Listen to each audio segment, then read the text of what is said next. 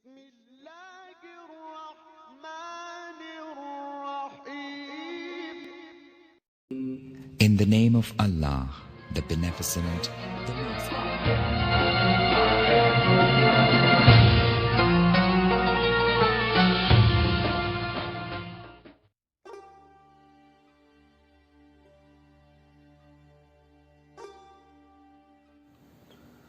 أعوذ بالله من شر الشيطان الرجيم.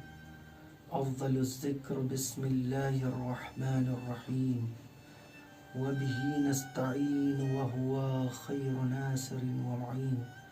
أما بعد فقد قال الله تبارك وتعالى في قرآن الحكيم بسم الله الرحمن الرحيم يا أيها الذين آمنوا كتب عليكم الصيام كما كتب على الذين من قبلكم لعلكم تتقون.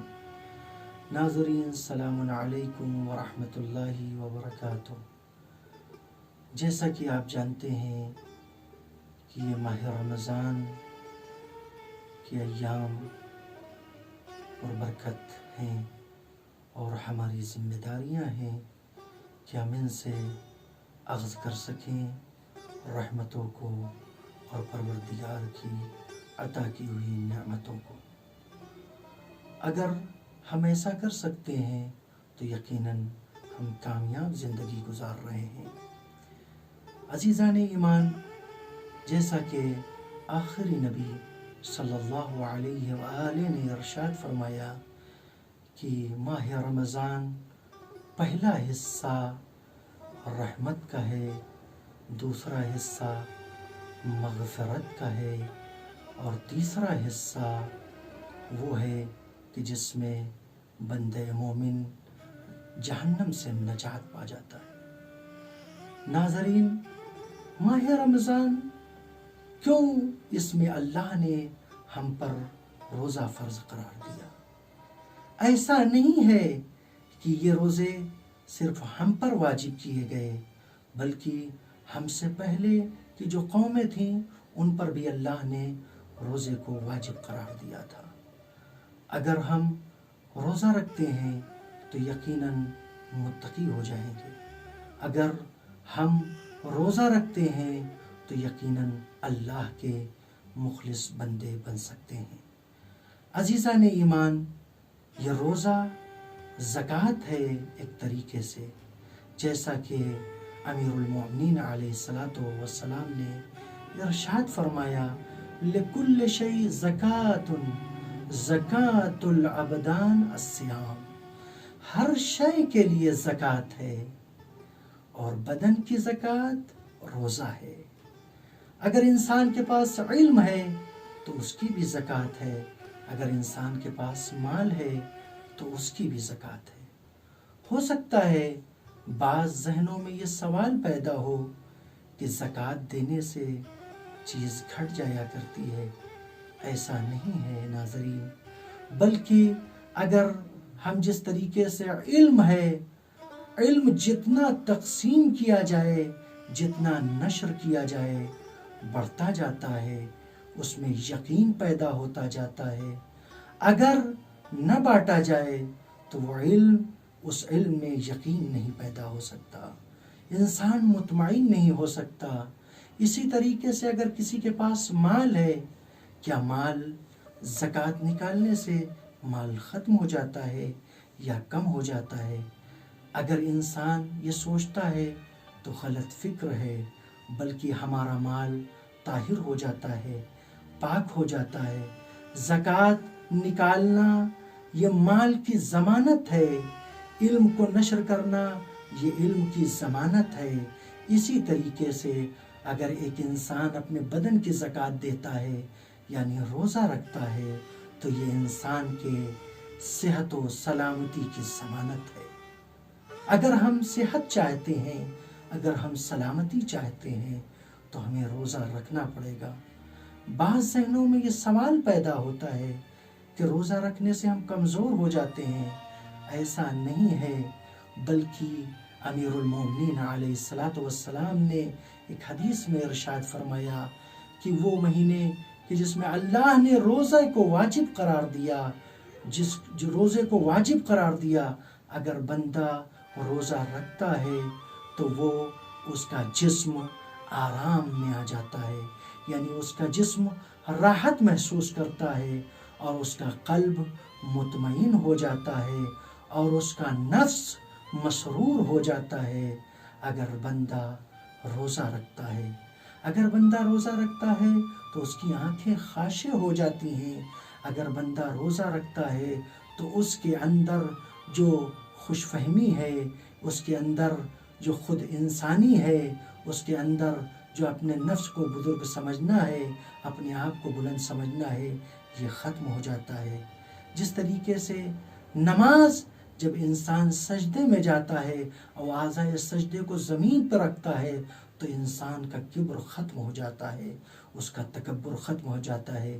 اس لیے اگر مومن ہے اور تکبر ہو تو یہ اچھی علامت نہیں ہے، بلکہ یہ مومن کی علامتوں میں سے علامت نہیں ہے، بلکہ یہ ایک غلط صفت ہے کہ جو ایک مومن کے اندر آ گئی ہے، اسے چاہیے کہ اسے نکال دے۔ اگر اس نے سجدے میں سر رکھ دیا تو اس کا تکبر ختم ہو گیا۔ عزیزان ایمان، اسی طریقے سے روزہ پروردگار عالم نے روزے کے ذریعے سے ہمارے اخلاص کا امتحان لیا ہے۔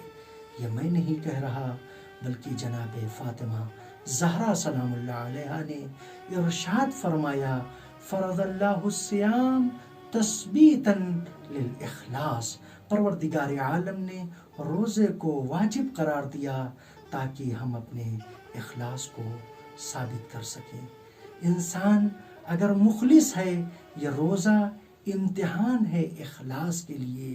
اگر ہم روزہ رکھتے ہیں تو ہم اپنے اخلاص میں کامیاب ہو رہے ہیں اور ہم اس امتحان میں کامیاب ہو جائیں گے کہ جو پروردگار عالم ہم سے لینا چاہتا ہے۔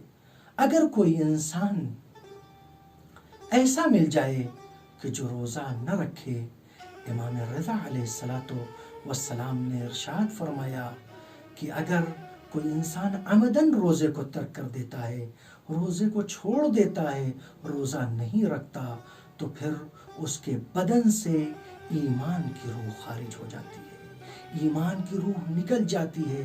جب انسان کے بدن سے ایمان کی روح خارج ہو جائے تو پھر اس کے پاس کیا ہے؟ جب اس کے پاس ایمان کی روح نہ ہو۔ عزیزان ایمان، ہمیں ان چیزوں پر عمل کرنا ہوگا کہ جس کا ہمیں فرض قرار، جو ہم پر واجب قرار دی گئی ہیں۔ اور یہ روزہ، یہ مہینہ کہ جس کے لیے ہمارے آخری نبی نے ارشاد فرمایا اپنے خطبہ شعبانیہ میں کہ انفاسکم فیہ تسبیح، کہ یہ مہینہ وہ ہے کہ جس میں تمہاری سانسیں تسبیح ہیں، ونومکم فیہ عبادۃ، اور جس میں سونا انسان کا عبادت قرار پاتا ہے، اور عملکم فیہ مقبول، جس میں تمہارا عمل مقبول ہے، قبول کر لیا گیا تمہارا عمل، ودعاؤکم فیہ مستجاب، اور تمہاری دعائیں مستجاب ہیں۔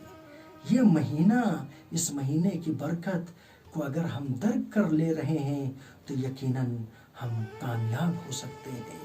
یہ رمضان المبارک، یہ ہماری کامیابی کے لیے ایک بہترین سرمایہ ہے اور ہمیں اس کی قدر کرنا چاہیے۔ اگر ہم قدر نہیں کر رہے ہیں تو پھر کس مقام پر پہنچ سکتے ہیں؟ اس مقام پر پہنچ سکتے ہیں کہ جیسے کہ ہمارے لیے کچھ عطا ہی نہ کیا گیا ہو، ہمیں کچھ دیا ہی نہ گیا ہو۔ اس مقام پر، اس جملے پر کے سلسلے میں آیت اللہ شیخ محمد جعفر شستری رحمۃ اللہ علیہ ارشاد فرماتے ہیں کہ اگر انسان ساری چیزوں کو چھوڑ دیا جائے، تلاوت کرے انسان، نماز پڑھے، روزہ رکھے، اگر ان چیزوں کو شمار نہ کیا جائے، ان کے اجر کو شمار نہ کیا جائے، تب بھی انسان کم از کم 21,600 مرتبہ سانس لیتا ہے، اس کا اجر انسان کا محفوظ ہے۔ یہ مہینہ رحمتوں کا مہینہ ہے، یہ مہینہ مغفرت کا مہینہ ہے، لیکن اپنے خالق سے یہ دعا کریں کہ پروردگار جس طریقے سے تو نے اس مہینے کو ہمارے لیے قرار دیا اور زندگی عطا کی، پروردگار ہمیں توفیق عطا فرما کہ ہم ان سے ان جواہرات کو لے سکیں کہ جو تو نے اس مہینے میں رکھا ہے، ان چیزوں کو لے سکیں جو تو نے اس مہینے میں قرار دیا ہے۔ پروردگار ہماری زندگی اور آخرت دونوں کو کامیابی عطا فرما۔ وآخر دعوانا ان الحمد للہ رب العالمین۔